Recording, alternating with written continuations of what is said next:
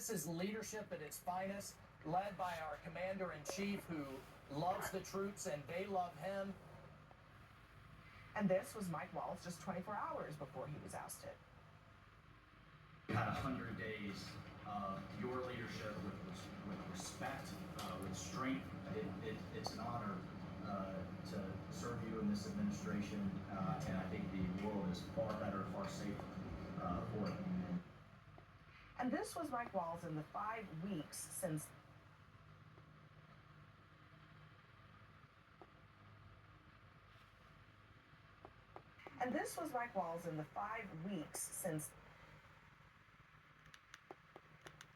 diplomacy. How about that? What a crazy idea.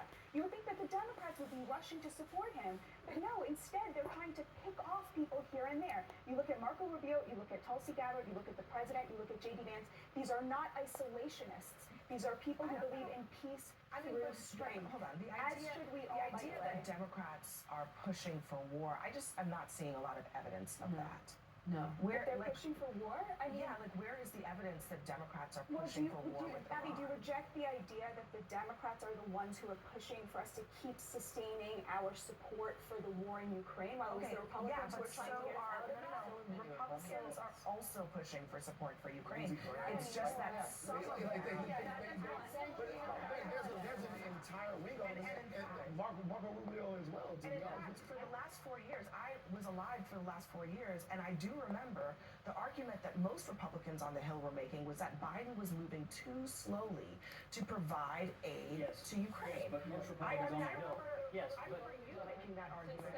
But Biden's point is a good one, and here's why. Because most Republicans on the Hill are not Donald Trump. And one of the things about the way he talks about war and peace is he has sidelined the traditional hawks who have been at the top of the Republican Party for a long time, and he's replaced them with people and I think that's exactly what Elise was saying. More than that, he's replaced replaced the language that the Republican Party used to speak on this issue. He talks more about peace than he does about war. I mean, ask the Houthis if he's willing to go to war. He will.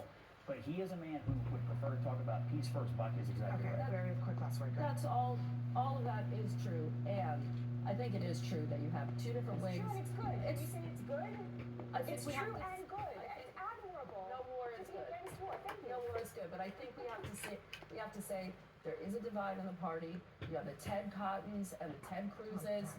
Tom sorry, embarrassing. Yeah. Tom Cotton and Ted Cruz were a little bit more hawkish. You have a lot of the kind of more America firsters, and I think that's really going to play out. Marco Rubio is more of a hawk, and I think it's going to be really interesting to see him in the top seat. All right, we've got to leave it there. Elise Slavitt, thank you very much. Great to see you. Everyone else, don't go anywhere.